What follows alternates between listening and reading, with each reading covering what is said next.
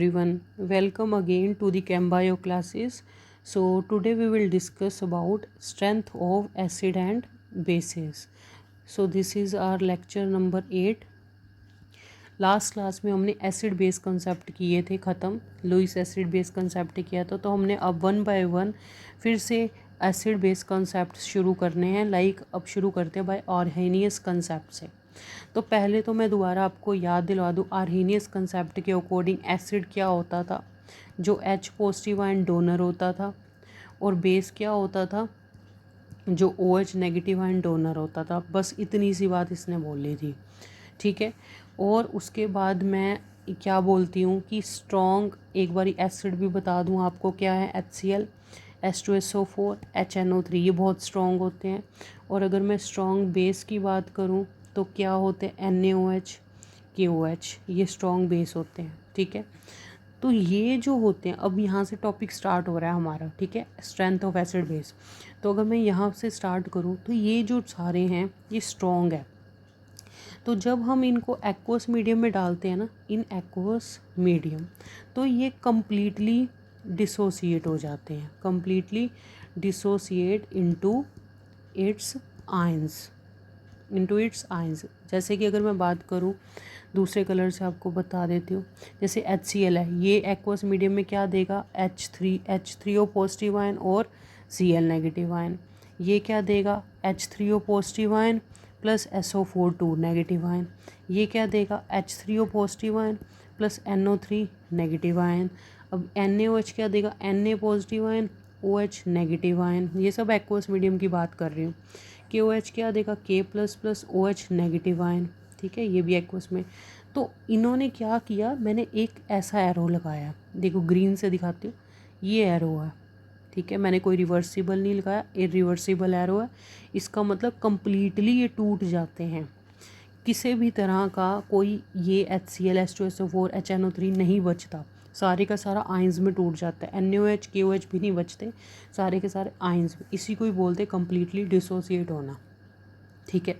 But अगर मैं बात करूँ, but for strength of weak acid and weak base, अगर मैं बात करूँ वीक एसिड और वीक बेस की, तो वहाँ पर क्या होता है, ये जो हम एक्सप्लेन करेंगे यहाँ पर, explained on the basis of degree of dissociation, ठीक है। तो डिग्री ऑफ डिसोसिएशन की हेल्प से हम यहाँ पर इसको सॉर्ट आउट करेंगे, ठीक है। तो अकॉर्डिंग टू ऑस्टवाल्ड डिल्यूशन लॉ, जो कि मैं पहले आपको करवा चुकी हूँ, ठीक है, जैसे जब हमने आयनिक इक्विलिब्रियम किया था तभी स्टार्ट में ही मेरे करवाया था। तो ऑस्टवाल्ड डिल्यूशन लॉ की क्या कहता है कि ये अल्फ़ा का साइन जो है, जो अल्फ़ा है वो इज़ इक्वल्स टू K/√K/C है, ठीक है। तो अगर मैं बात करूँ अल्फ़ा यहाँ पर क्या होता है, ये तो आपको पता है, डिग्री ऑफ डिसोसिएशन है, डिग्री ऑफ डिसोसिएशन या आयनाइजेशन, या फिर आयनाइजेशन मतलब कितना टूट रहा है और कितने, या फिर कहूँ कितने आयंस बन रहे हैं। के हमारे पास क्या है, इक्विलिब्रियम कांस्टेंट, ठीक है, फॉर एसिड और बेस डिसोसिएशन। और ये सी क्या है, मोलर कंसंट्रेशन, ठीक है। तो ये हमारे पास है ऑसवाल्ड डिल्यूशन लॉ का एक relation.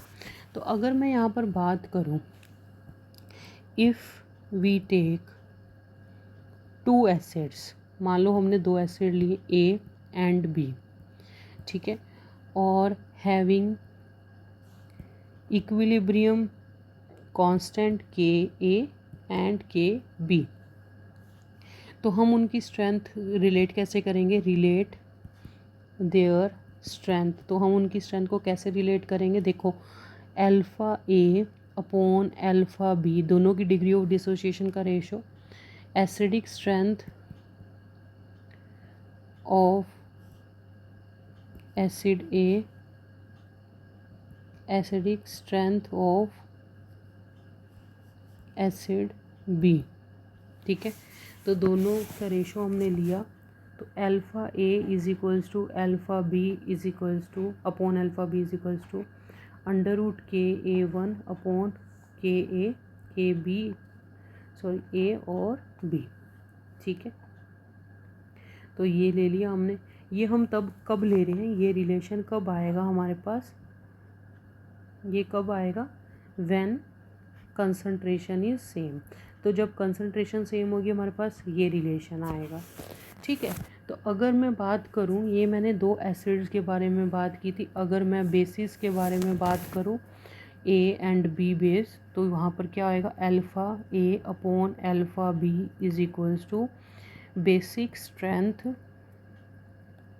Of base A upon basic strength of base B, alpha A upon alpha B is equals to KB1 upon KB2, या मैं कहूँ KA अपॉन KB। तो ये आ गया। Similarly when concentration is same, तो same concentration होगी, concentration cancel होगी, तो हमारे पास ये रिलेशन आ गया। ठीक है, तो इसके ऊपर क्वेश्चन कैसे आते हैं, लाइक मैं यहाँ पर एक क्वेश्चन लिख के देती हूँ आपको कि value of acid dissociation constant of acetic acid and HCN are 1.8 10 to the power minus 5 and 4.9 10 to the power minus 10. Compare their acidic strength। ठीक है, तो अगर आपको ऐसा क्वेश्चन आता है तो आपको क्या देखना है, देखो value of acidic dissociation, acid dissociation constant of acetic acid and HCN, आपको KA और KB की वैल्यू दे रखी है। कुछ नहीं करना, कंपैरिजन करना, जैसे acidic strength of CH3COH upon acidic strength of HCN is equals to KA CH3COH अपॉन KA HCN।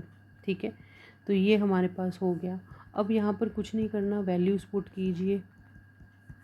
ये मैंने यहाँ पर वैल्यूज़ पुट कर दी, अराउंड 192 आपका आंसर आ जाएगा। तो हम क्या लिख सकते हैं कि मैं यहीं पे लिख देती हूँ कि एसिडिक, ये मैंने यहाँ लिख दिया, acidic strength of CH3COH is 192 times stronger than HCN, और simply CH3COH 192 times stronger than HCN। तो ये भी हम आप कर सकते हैं। तो ये हमारे पास था आर्हेनियस कंसेप्ट के अकॉर्डिंग। उसके बाद हम अगर बात करें by Bronsted and Lowry's concept, तो मतलब किसी भी कंसेप्ट के ऊपर क्वेश्चन आ सकते हैं, तो आपको कैसे फॉर्मूला लगाना है तो आपको पता होना चाहिए। तो इस कंसेप्ट के अकॉर्डिंग एसिड क्या था, एसिड वो था जो H पॉजिटिव आयन दे, और बेस क्या था, जो H पॉजिटिव आयन एक्सेप्ट करे। तो अगर मैं बात करूं, एसिड जब एक्वस मीडियम में जाता था तो एक कॉन्जुगेट बेस बनता था और साथ में H3O पॉजिटिव आयन बनता था, यही होता था। और अगर कोई और यहाँ पर होता था तो इस केस में हम क्या निकलते थे, एसिडिक स्ट्रेंथ। अगर एसिड की हम एसिडिक स्ट्रेंथ निकालते थे ना, एसिडिक स्ट्रेंथ है वो किस पे डिपेंड करेगी, depends upon stability of conjugate base. तो उसका कॉन्जुगेट बेस की स्टेबिलिटी कैसी है उसके ऊपर डिपेंड करेगा कि वो कैसा एसिड है। ठीक है, अगर मैं बात करूं कॉन्जुगेट बेस इफ़ स्टेबल, अगर तो क्या है वो स्टेबल है, तो उसका एसिड उतना ही ज़्यादा एसिडिक होगा, मोर एसिडिक एसिड। और अगर मैं बात करूं conjugate base is less stable, अगर तो वो कम स्टेबल होगा, that means less acidic acid. तो वो कम एसिडिक होगा। ऐसे ही आप सिंपल इसको बेस के साथ भी कर सकते हो। जैसे कॉन्जुगेट बेस की जगह अगर एसिड बने किसके केस में, बेस के केस में, तो आप वो लिख सकते हो मोर बेसिक बेस। और यहाँ पर अगर मैं एसिड लगाऊँ और यहाँ पर उसी के हिसाब से मोर बेसिक बेसिसिटी, मोर बेसिक स्ट्रेंथ, मोर बेसिक बेस। ठीक है, तो आई होप ये चीज़ आपको कंफर्म हो गई होगी। जैसे अगर मैं बात करूँ बेस HCO पॉजिटिव आयन के साथ करता है तो यहाँ पर कॉन्जुगेट एसिड बना देता है और साथ में वाटर, तो ये वही रिलेशन है। ठीक है, तो यहाँ से भी मैं एक आपको क्वेश्चन करवा देती हूँ। क्वेश्चन क्या है, calculate H3O positive ion and OH negative ion concentration in pure water. तो प्योर वाटर के अंदर आपको कंसंट्रेशन कैसे निकालनी है, आपको पहले तो पता है कि आयनाइजेशन ऑफ वाटर क्या होता है, आपको ये पता होना चाहिए। तो H2O जब दूसरे H2O के साथ मिलता है तो टूट के क्या दे देता है, HCO पॉजिटिव आयन और OH नेगेटिव आयन। तो आपको पता है कि प्योर वाटर के अंदर, प्योर वाटर के बारे में ही पूछा उन्होंने। प्योर वाटर की अगर बात करें तो HCO पॉजिटिव आयन की कंसंट्रेशन और OH नेगेटिव आयन की कंसंट्रेशन बराबर होगी। तो KW क्या होगा, H3O पॉजिटिव आयन और OH नेगेटिव आयन। ठीक है, तो ये KW है। तो यहाँ पर मैं क्या लिख सकती हूँ, is equals to H3O positive ion की कंसंट्रेशन स्क्वायर आ जाएगी। ठीक है, या मैं ये लिख दूँ या मैं ये लिख दूँ, एक ही बात है। तो यहाँ से मेरे को क्या समझ आता है कि KW under root is equals to H3O positive ion concentration is equals to OH negative ion concentration.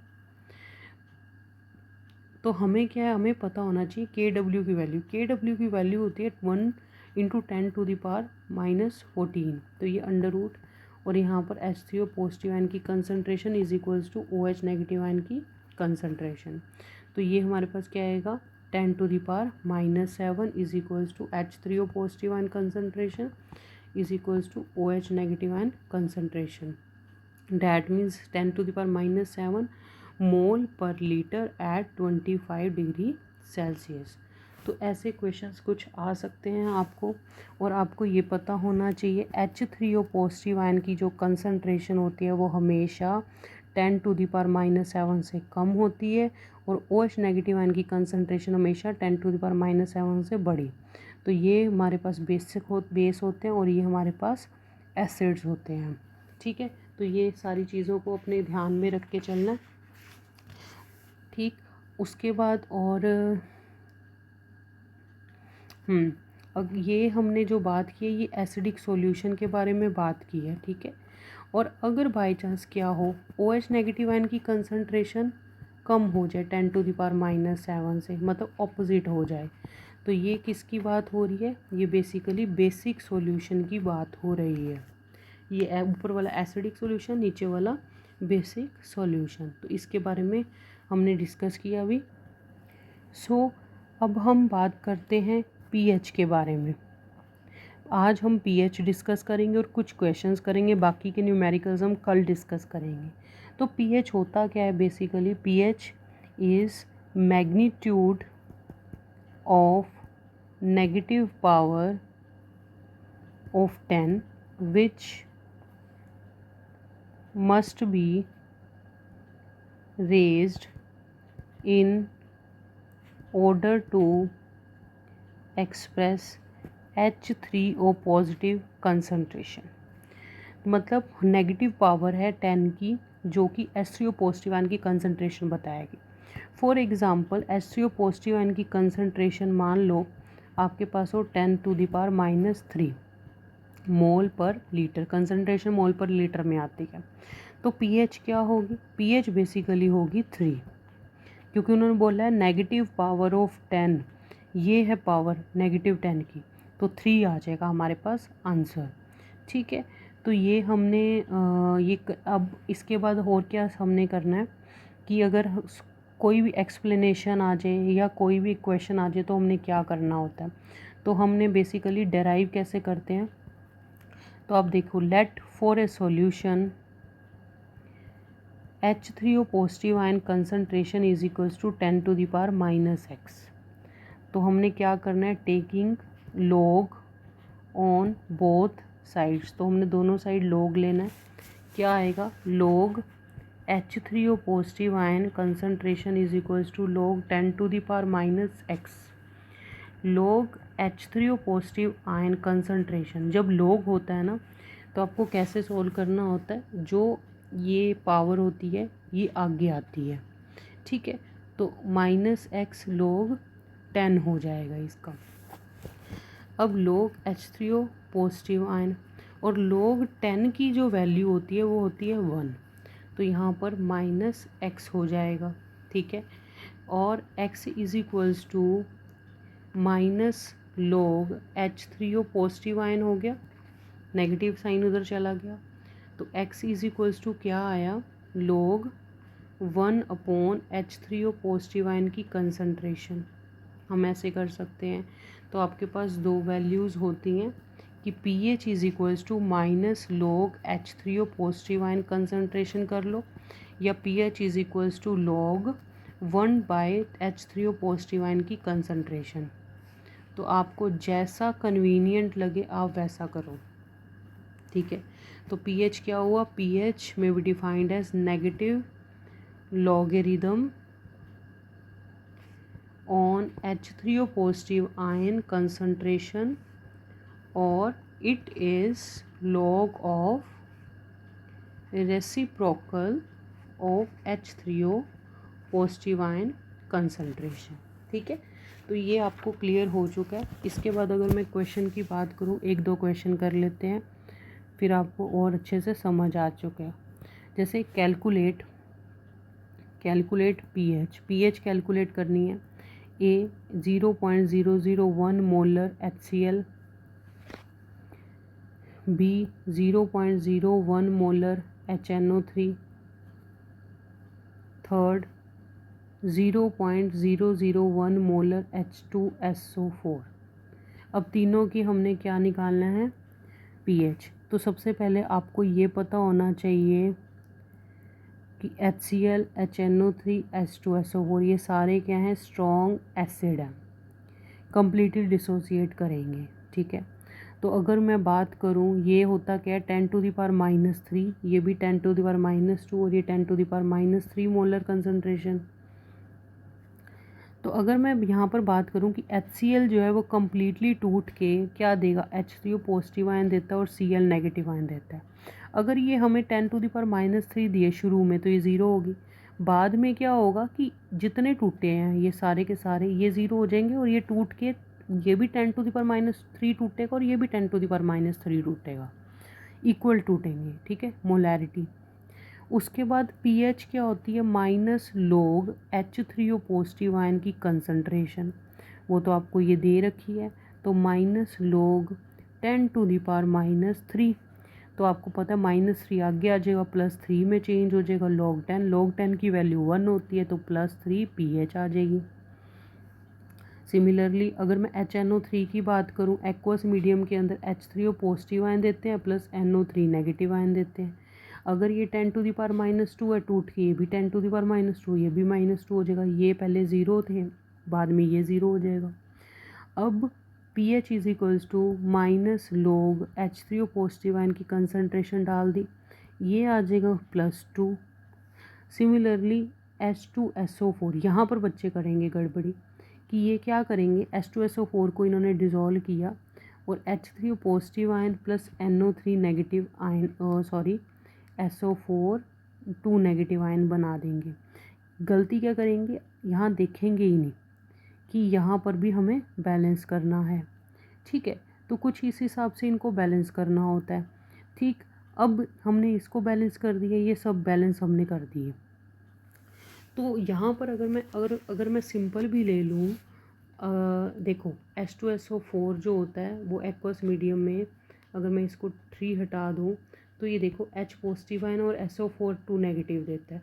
तो यहाँ पर 2 हैं तो 2 तो निकलेंगे ही, ठीक है। तो ये 2 निकल गए। अब pH is equals to -log H3O positive ion की concentration is equals to minus log, अब ये क्या होगा 2 इंटू 10⁻³ हो गया, क्योंकि ये कंसंट्रेशन है ना, ठीक है, इसके इंटू 2 हो गया। अब ये 2 है और वो भी। अब यहाँ पर क्या वैल्यू आती है, सबसे बड़ी बात, आपको दो फार्मूलाज पहले मैं बता देती हूँ। अगर log mn दिया हो, m इंटू n हो, तो क्या होगा log m plus log n, ये आपने हमेशा करना है। और अगर log m अपॉन n दे रखा हो तो log m log m minus log n, ये आपको सॉल्व करना होगा। अब यहाँ पर क्या है, इनटू में है, तो डैट मीन्स ये माइनस बाहर मैंने लिखा, log 2 प्लस log 10⁻³ तो 2 की वैल्यू जो है अगर आप लॉग टेबल में देखोगे तो हमारे पास कुछ ऐसी है 0.3010, और यहाँ पर 3 आगे आ जाएगा -3, और यहाँ आंसर कुछ आ जाएगा 2.679। ठीक है, तो ये हमने क्वेश्चन किए हैं। तो ऐसे आप और भी क्वेश्चन कर सकते हो, तो ये ऐसे ही आप बेसिस के भी कर सकते हो। लाइक अगर मैं क्वेश्चन आ जाए आपको pH निकाल लो 0.01 मोलर NaOH, तो आपको पता है कंसंट्रेशन क्या होगी 10⁻² मोलर। कैसे, NaOH टूट के क्या देता है, Na positive ion plus OH negative ion, तो ये भी 10⁻² मिलेगा, ये भी -2 मिलेगा। तो KW इज इक्वल्स टू, अब देखो pH पूछिए, किसकी पूछी है, बेस की, तो ये आपको यहाँ पर तो OH की कंसंट्रेशन है, बट हमारे पास फॉर्मूला क्या होता है KW H3O positive ion into OH negative ion. तो KW की वैल्यू क्या होती है 10⁻14 upon OH negative ion concentration is equals to H3O positive ion की कंसंट्रेशन।